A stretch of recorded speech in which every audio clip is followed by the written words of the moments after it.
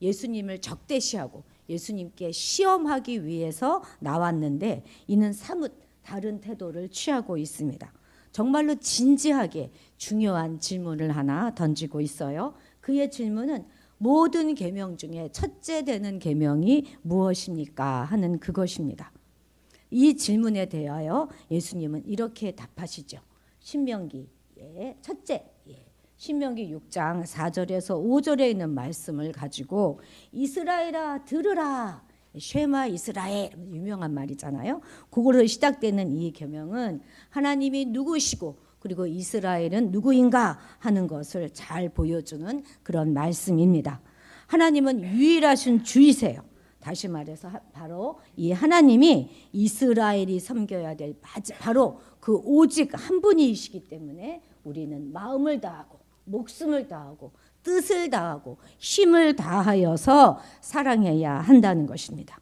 이보다 더 중요하고 우선하는 계명은 없지요. 어찌 보면 이것은 지극히 당연한 말씀입니다.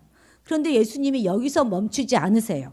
그리고 묻지도 않았는데 곧 이어서 두 번째 계명을 말씀해 주십니다. 그 말씀은 레위기 19장 18절 말씀으로 내 이웃을 내 자신과 같이 사랑하라 하신 바로 이 말씀을 더해 주십니다. 물론 예수님께서 첫째, 둘째 이렇게 말씀하셨지만 사실은 이것은요 두 가지 계명이 아니에요. 십계명의 두 돌판을 요약한 것으로 하나님 사랑과 이웃 사랑을 딱 이렇게 압축한 계명이기 때문에 이 첫째와 둘째의 계명의 무게는 동등합니다. 그러니까 지금 예수님이 제시한 최고의 계명은 하나님 사랑, 이웃 사랑인 것이에요. 이 둘은 결코 동전의 양면으로 분리되어질 수가 없는 것이죠. 이건 결코 둘이 아니에요. 그러니까 지금 예수님은 서기관의 이 질문에 답을 마무리하시면서 이보다 더 큰 계명은 없다 이렇게 말씀하고 계시는 것이죠. 무슨 말입니까? 하나님의 사랑은 반드시 이웃 사랑으로 나타날 수밖에 없다는 거예요. 하나님을 사랑한다 이렇게 말하면서 이웃을 사랑하지 않는다면 그 사랑은 거짓이고 외식적인 사랑이다 이렇게 말씀하고 계시는 것이죠. 사실 서로 사랑하라 또 특별히 이웃을 사랑하라 하는 이 예수님의 말씀은 제자들에게 낯선 계명이 아닙니다. 이미 아까도 보았지만 레위기 19장 18절에서 이미 내 이웃을 내 몸과 같이 사랑하라 하는 이 말씀이 율법에 명시되어져 있는 전혀 새로울 것이 없는 그런 계명입니다. 자, 그런데 요한복음 13장 34절 같이 읽어볼까요? 시작. 새 계명을 너희에게 주노니 서로 사랑하라. 내가 너희를 사랑한 것 같이 너희도 서로 사랑하라. 아멘. 그런데 왜 주님은 이것을 새 계명이라 이렇게 말씀하셨을까요? 그것은 예수님이 사랑하라. 원수도 사랑하라 하는 지금 요 계명 안에는 원수조차도 사랑해야 한다는 그 대상에 내가 사랑해야 하는 그 대상에 원수도 포함시켜야 한다는 이전과는 전혀 다른 완전히 낯선 새로운 차원의 이전보다 더 차원 높고 고급진 그런 개념이기 때문에 그렇습니다. 옛 계명은 아브라함의 자손인 그 선택받은 백성들끼리 그냥 끼리끼리 서로 사랑하면 된다는 제한적인 범주의 사랑이었다면 요 새 계명은 민족의 한계를 뛰어넘어서 예수의 희생적인 사랑을 근거로 한 신적 사랑의 성격을 띠고 있는 것이죠. 기독교의 핵심 가르침이 사랑이라고 하는 말에 감히 누가 반론을 제기하겠습니까? 예수님의 사랑을 사랑으로 정의하는 거기에 토달 사람 하나도 없습니다. 그런데 그럼에도 불구하고 우리에게 가장 부족한 가장 결핍되어 있는 예수님의 성품 중에 하나가 바로 이 사랑입니다. 사랑. 저는 나이가 들어가면 갈수록 참 사랑하는 것이 어렵다 하는 것을 절감합니다. 기왕에 주를 따라 나서기로 손들고 나 주의 백성이 되겠습니다. 이렇게 한 이상 정말 잘해보고 싶은데 하면 할수록 늘 마주치는 것은 저의 차가운 모습입니다. 인색한 저의 모습이에요. 너무 나대는 저의 모습입니다. 신앙생활을 하면 할수록 더 마음이 넓어지고 커져야 하는데 오히려 하면 할수록 자기 의가 쌓이고 또 내 자아로 충만해지고 그것이 또 다른 사람을 향한 정죄로 연결되어져서 더욱더 이기적으로 변하는 자기 자신을 발견한 적은 없으십니까? 예수님의 신적인 사랑을 우리 인간은 정말 하기가 너무 힘들고 어렵기 때문에 예수님께서 먼저 그 사랑을 실천해 보이시고 내가 너희를 사랑한 것 같이 너희도 서로 사랑하라 이렇게 말씀하시면서 구체적인 지침을 우리에게 주셨습니다. 사랑은 이론이 아니고 개념도 아닙니다. 사랑은 결단이고 실천인 것이에요. 실행에 따르지 않는 사랑은 궤변이나 허무한 말장난에 지나지 않습니다. 그래서 예수님이 직접 우리에게 보여주신 거예요. 모델이 되어 주신 것입니다. 자, 그렇다면 이제 우리는 예수님이 과연 우리를 어떻게 사랑해 주셨는지 하는 것들을 하나하나 알아보아서 주님이 주신 그 세 계명인 사랑을 보다 적극적으로 배워봐야 하겠습니다. 정답은 예수님께서 우리를 사랑하신 것 같은 그 사랑으로 서로 사랑하고 품어주어야 하는 것이기 때문에 어떻게 주님이 우리를 사랑하셨는지 그 사랑이 과연 어떤 것인지 좀 자세히 살펴보고 구체적으로 어떻게 사랑해야 될지 그 사랑의 방안을 좀 세워보려고 합니다. 자, 첫 번째입니다. 첫 번째. 자, 이렇게 말씀한 첫 번째, 아낌없이 내어주시는 사랑입니다. 아낌없이 주셨어요. 그것도 가장 귀한 것을 아낌없이 주셨습니다. 여러분은 이런 생각 해보신 적 있으십니까? 이미 십자가에서 처참하게 죽을 걸 다 아시고 그 아들을 인간의 자궁을 통해서 이 땅에 보내실 때 아버지의 마음은 어떠하셨을까요? 찢기고 상하고 모욕당하고 침뱉음 당하면서 그 골고다 언덕길을 걸어가는 아들을 바라보시는 아버지의 마음은 어떠하셨겠습니까? 아버지여, 아버지여, 어찌하여 나를 버리시나이까? 이렇게 절구하는 그 예수님을 바라보셨던 그 아버지의 마음은 또 어떠하셨을까요? 자식이 아프면 대신 아파주고 싶은 것이 부모의 심정인데 어쩜 예수님보다 더 아프셨을지도 모르겠습니다. 주위에 아들을 먼저 보낸 그 부모들이 얼마나 힘들고 아픈 삶을 살아가는지 우리는 종종 보고 또 듣게 됩니다. 오죽하면 자식은 죽어서 가슴에 묵는다 이런 말이 있겠습니까? 이 모든 것이 다 인간적인 표현이라 하나님께 대하여 가능한 표현일지 잘 모르겠습니다만 저는 우리와 크게 다르지 않을 것이다 생각합니다. 그 아픔을 견디면서 우리에게 하나님의 가장 귀한, 하나님의 가장 소중한 아들을 내어주셨어요. 왜 그렇게 하셨습니까? 그것이 바로 우리에 대한 하나님의 사랑인 것입니다.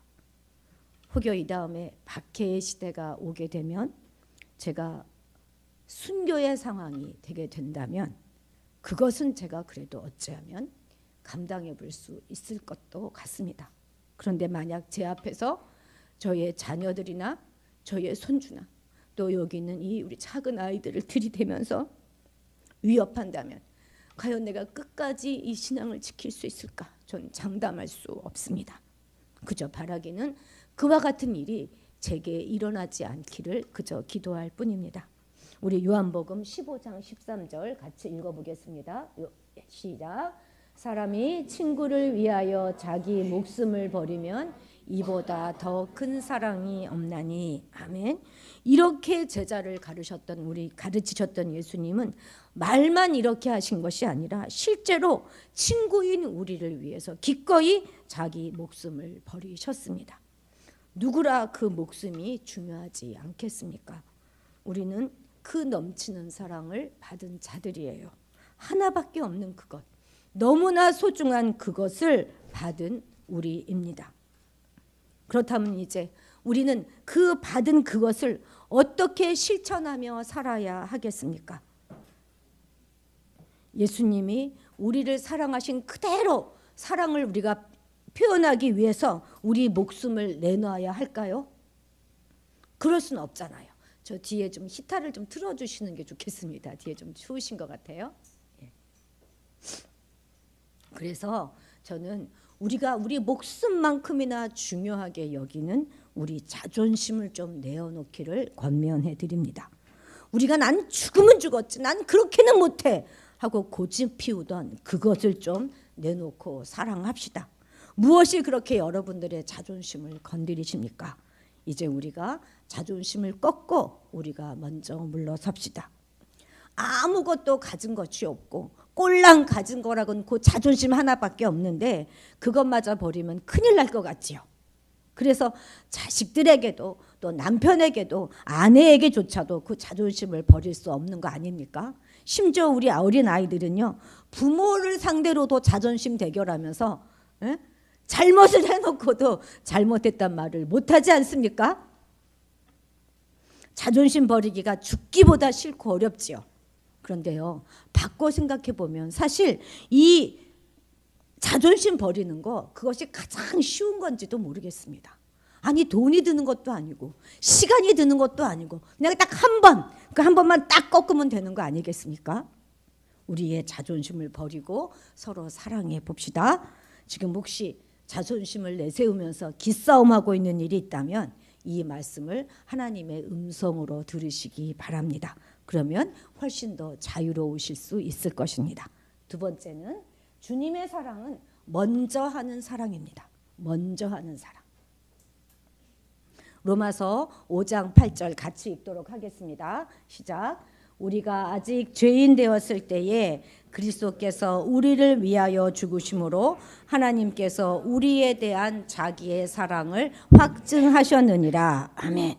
우리와 하나님과의 사랑, 예수님과의 사랑은 정확하게 하나님이, 예수님이 먼저 시작한 사랑입니다.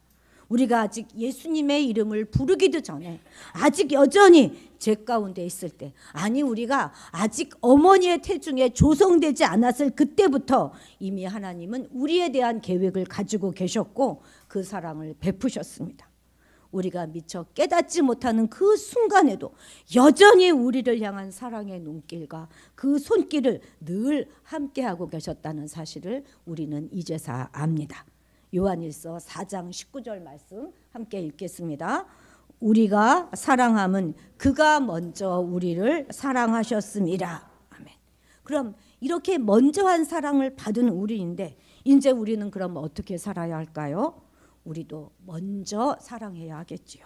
그런데 이웃을 향한 사랑을 먼저 이렇게 시작하는 것은 솔직히 어려울지도 모릅니다. 좀 가끔 이렇게 먼저 사랑을 표현하는 일에 용기가 필요하다 하는 생각을 곧잘 해보는데요. 더군다나 잘 알지도 못하는 그런 사람에게 어떻게 우리가 사랑부터 시작을 하겠습니까? 그러지 말고 우리가 할 수 있는 작은 일부터 실천해 봅시다. 마주치는 사람에게 우리가 먼저 웃어줍시다. 먼저 인사합시다. 먼저 손 내미십시다. 우리 어린 친구들은 그거 참 잘해요. 오시는 분들께 모두 다 정말 잘 인사하는데 살짝 딱 중고등부만 딱 올라가면 그것이 힘들어지지요. 그리고 어른들은 더 힘들어요. 엘리베이터에서 만난 이웃에게 먼저 웃고 인사를 건넵시다. 이 정도는 뭐 어렵지 않겠지요. 여전히 쑥스럽고 어색할지도 모르겠습니다. 그러나 한 번, 두 번 하다 보면 익숙해질 것입니다. 또한 우리가 나는 원래 좀 부끄러움이 많고요, 좀 소심한 그런 성격이라 하는 이런 변명하기 없기입니다. 예. 또한 어떤 모임에 가서든지 최소한 내가 먼저 누군가의 험담을 시작하거나 주도하지는 맙시다. 또한 만약 우리 삶 속에서 멈춰진 사랑이 있다면 우리가 먼저 다시 시작해 보기로 합시다. 전화하십시오. 톡을 보내십시오. 그리고 차 한잔 마시면 됩니다. 자격 없는 우리를 먼저 사랑해 주신 그 사랑을 우리가 가만 묵상해 본다면 먼저 웃고 먼저 눈을 마주치는 그 일도 그렇게 어렵지 않을 것입니다. 예, 언니의 팔을 먼저 주물러 주고 있는 현장이었습니다. 예. 자, 셋째입니다. 셋째입니다. 셋째는 참 바보같이 계산하지 않는 사랑입니다. 정말 바보 같은 사랑을 주님은 우리를 위해 하십니다. 요한복음 10장 11절 함께 같이 읽도록 하겠습니다. 시작. 나는 선한 목자라. 선한 목자는 양들을 위하여 목숨을 버리거니와. 아멘. 그런데 우리 이 말씀 하도 많이 들어서요, 하나도 이상하지 않게 여기시죠. 근데 이 말 굉장히 이상한 말이에요, 여러분. 뭐가 이상할까요? 원래 목자와 양 중에 누가 누구를 위하여 죽습니까? 양이 목자를 위해 죽는 거예요. 양이 그 주인을 위해서 젖도 주고 털도 주고 가죽도 주고 급기야 고기도 내어주는 것입니다. 이틀 전에 피아노 연주회가 있었어요. 그래가지고 우리 허준호 집사님께서 모두 다 데리고 가서 양꼬치를 사주셔서 아주 맛있게 먹었다고 합니다. 그런 거예요. 양이 우리에게 고기를 내어주는 것이 자연스러운 일인 것입니다. 목자가 양을 위해 죽는다는 거, 그건 정말 바보 같은 일입니다. 그런데 그 바보 같은 사랑을 주님은 우리를 위해서 해주고 계시는 거예요.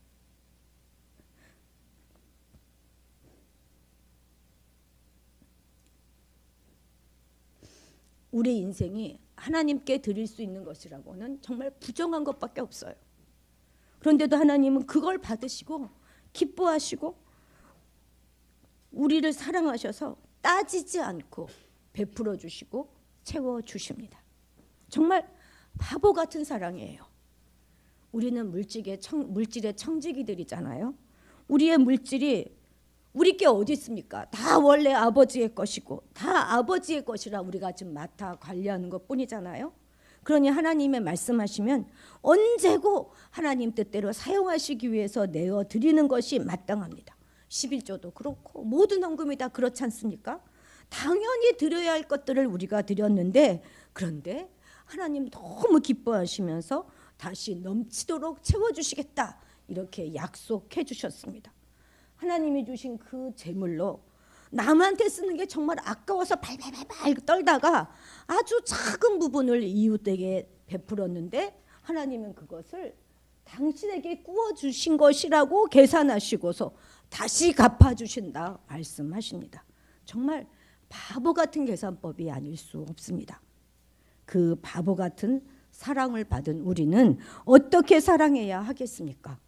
충분히 나의 의를 자랑할 수 있지만 그저 묵묵히 더 섬기는 자리로 내려가도록 합시다. 당연히 내가 높아질 수 있어요. 누릴 만한 자격 충분히 있지만 오히려 낮은 자리로 내려와서 섬겨 보십시다. 너무 따지지 마세요. 너무 계산하지 맙시다. 저 사람이 밥 한 번 샀으면 나도 밥 한 번. 내가 두 번 사지 못하겠죠. 계산하지 마시라는 것입니다. 누군가 손해봐야 된다면 우리가 먼저 손해보고 우리가 더 많이 수고하십시다. 내가 이 교회의 건사인데, 내가 안수집사인데, 내가 장로인데, 내가 담임 목사인데 이렇게 하는 것이 아니라 가장 낮은 자리로 자발적으로 내려서서 섬기는 그런 사람이 바로 바보 같은 사랑을 받은 사람이 해야 할 바인 것입니다. 네 번째, 다 알고 하는 사랑입니다. 다 알고 하시는 사랑이에요. 이사야 48장 8절 같이 읽도록 하겠습니다. 시작. 내가 가연 듣지도 못하였고 알지도 못하였으며 내 귀가 옛적부터 열리지 못하였나니 이는 제가 정령 배신하여 모태에서부터 내가 반역한 자라 불릴 줄을 내가 알았습니다. 알았어요. 하나님이신 예수님이 모든 것을 다 아시는 것은 그건 너무나 당연한 거 아니겠습니까? 수가성 여인이 얼마나 많은 남편들로 인해서 허망한 삶을 살고 있는지 다 아셨어요. 베데스다 연못가에 38년 된 병자가 얼마 그 딱 병자를 보시고 그 마음의 병까지 깊어진 것을 그냥 아셨어요. 부자 청년이 찾아와서 자신이 무엇을 하여야 영생을 얻을 수 있습니까? 하고 물으셨을 때에도 그가 얼마나 재물에 묶여 있는가 하는 것을 우리 주님이 아셨습니다. 그러나 주님은 그들을 정죄하지 않으셨어요. 그리고 사랑하셨습니다. 전지하신 그분이 모르는 것이 무엇이 있겠습니까? 다른 사람은 다 주님을 버릴지라도 자신은 결코 주님을 부인하지 않고 배신하지 않고 주님을 떠나지 않을 것입니다. 이렇게 호언장담했던 베드로 역시 결국은 자신을 부인하고 배신하고 떠나갈 것이라는 사실을 우리 주님 명백히 아셨습니다. 자신의 가장 사랑하는 제자 가운데 한 명이 은 30에 자신을 넘겨줄 것이라는 사실도 다 아셨어요. 그럼에도 불구하고 그들을 사랑하셨다는 것 우리는 잊지 말아야 할 것입니다. 우리의 얄팍함 주님 다 아십니다.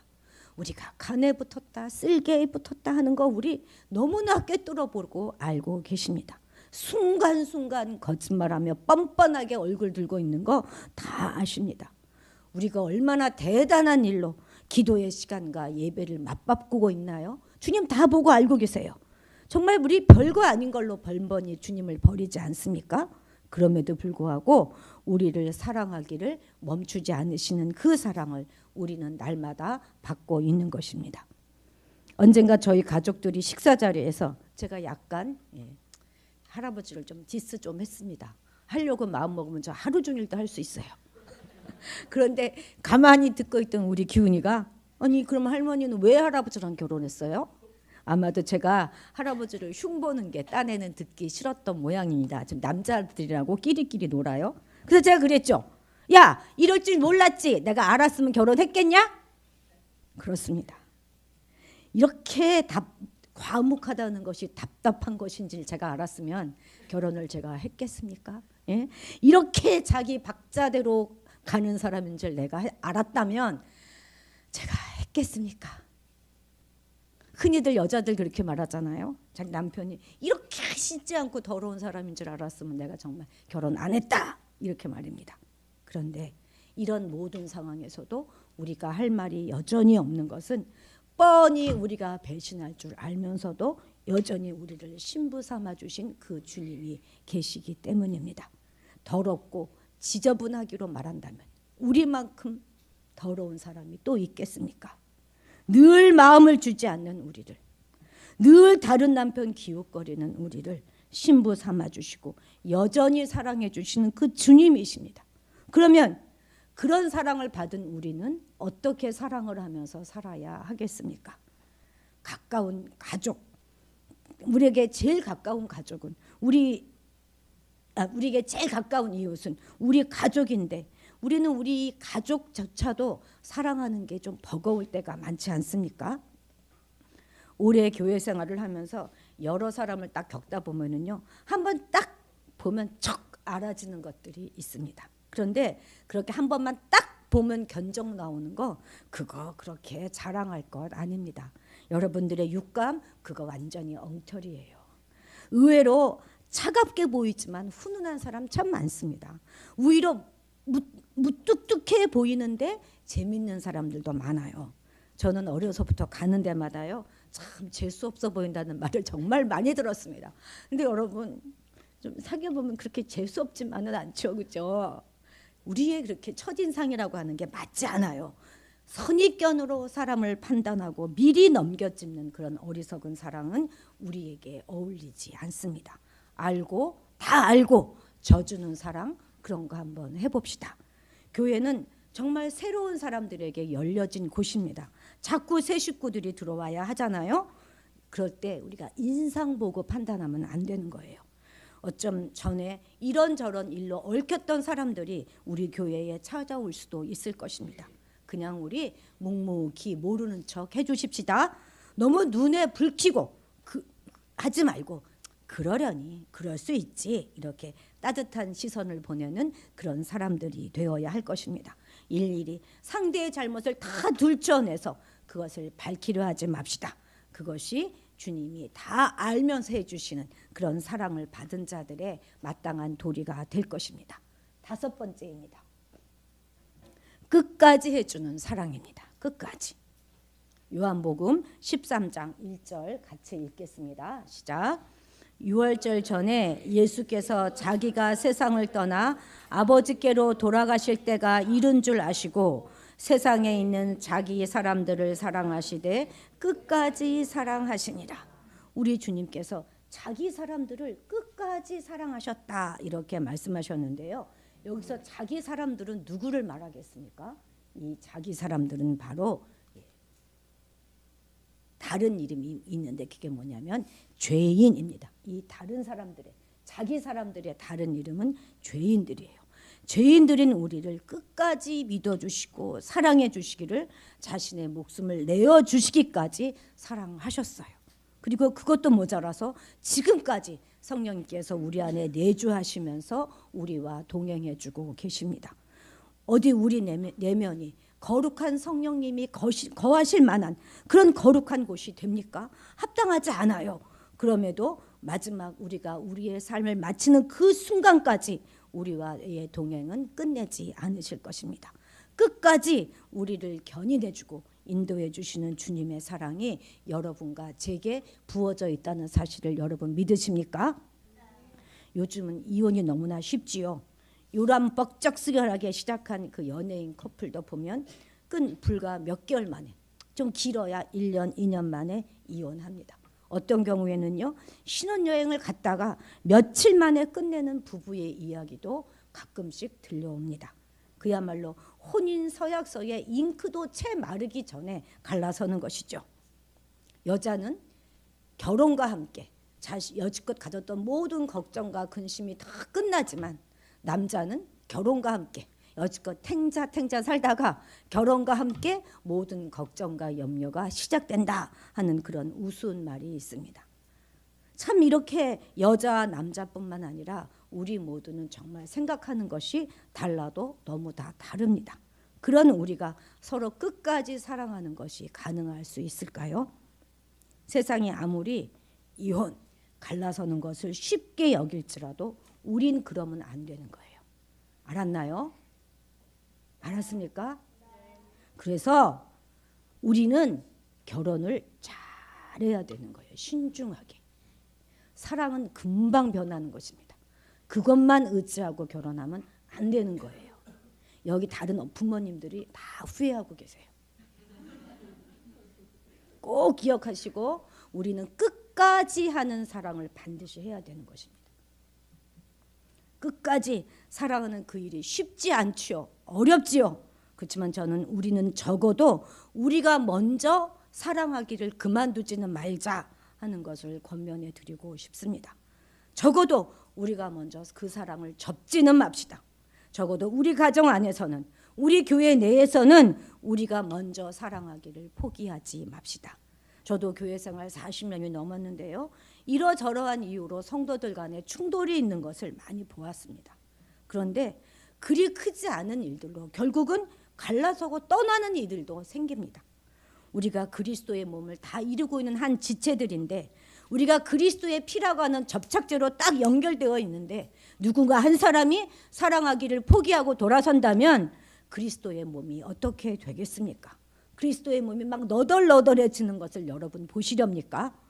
끝까지 사랑하는 것의 첫걸음은 내가 먼저 사랑을 접지 않는 것입니다. 요한복음 13장 35절 같이 읽도록 하겠습니다. 시작. 너희가 사랑하면 이로써 모든 사람이 너희가 내 제자인 줄 알리라. 아멘. 당시 유대인들도 그렇고 오늘날 이스라엘 사람들도 그렇고요. 이렇게 또 할례나 독특한 복장, 종교 의식 등으로 이방인이나 또는 동족 내의 다른 그룹들에게 자신을 구별지었습니다. 나는 하나님을 믿는 사람이야 이렇게 구별짓습니다. 또한 이방의 모든 철학자들이나 또 기타 다른 그룹들도 자기를 구별시키는 그런 표지들을 다 가지고 있어요. 그런데 그리스도인들의 표지는 무엇이라는 것입니까? 사랑입니다. 사랑. 즉 서로 사랑하는 것, 그것이 예수님의 제자됨을 알려주는 진정한 표식인 것입니다. 그저 딱 외모만 보고도 우리가 알 수 있는 그리스도인이라고 하는 많은 종교적인 표식들이 있지요. 아마 우리 그리스도인들에게는 주일날 교회 가는 거, 그렇죠? 그리고 술, 담배 하지 않는 것, 그리고 제사 지내지 않는 것, 이런 것들의 기준을 제시할 수 있겠습니다. 하지만 주님께서는 단지 그런 외적인 조건들이 아니라 이와는 비교되지도 않을 만큼 구체적이고 차원 높은 기준을 제시하고 계시는데 그것이 바로 서로 사랑하는 자라는 것입니다. 그것도 그냥 사랑이 아니라 내가 너희를 사랑한 것 같이 사랑하는 자, 그것이 우리의 기준이라는 사실을 우리는 잊지 말아야 할 것입니다. 성도 여러분, 우리는 단지 교회에 출석하여서 세례받고 몇 가지 기본적인 상황을 지키는 것만으로도 그냥 그것으로 만족하는 그런 그리스도인은 되지 말기로 합시다. 가장 귀한 것을 내주시는 그 사랑을 우리가 받았으니 우리의 대쪽 같은 자존심을 한번 죽여봅시다. 바보 같은 사랑 우리가 받았으니 계산하지 말고 따지지 말고 우리 서로 사랑합시다. 먼저 하는 사랑, 그 사랑을 받았으니 우리가 먼저 웃어주고 먼저 손 내밉시다. 우리의 내면까지 속속들이 다 알고 사랑해 주시는 그 사랑을 우리가 받았으니 속단하지 말고 선입견 갖지 말고 다 죄인이니 그럴 수 있어 그러십시다. 끝까지 하는 사랑 우리가 받았으니 우리가 먼저 사랑을 멈추지는 맙시다. 그래서 진실로 주님께서 교회와 성도를 온몸으로 사랑하신 것 같이 우리도 우리 이웃과 하나님을 진실하게 사랑함으로써 세상 사람들에게 참된 그리스도와 또 천국을 보여줄 수 있는 진정한 그리스도인들이 되시기를 주님의 이름으로 축복합니다. 기도하시겠습니다. 사랑하라는 말씀을 그렇게 많이 들었음에도 여전히 우리는 사랑이 어렵습니다. 버겁습니다. 우리는 너무 이기적이고 교만하고 또 너무 인색합니다. 우리를 불쌍히 여겨주셔서 주님의 사랑이 우리에게 이론이 아니라 실제가 행함이 될 수 있도록 도와주옵소서. 이웃을 사랑하지 않고는 견딜 수 없는 마음을 허락하여 주시고 우리를 위해서 목숨을 내어주시기까지 사랑하신 그 주님의 사랑으로 이웃을 겸손히 사랑하는 우리가 되게 도와주옵소서. 감사드리며 예수님의 이름으로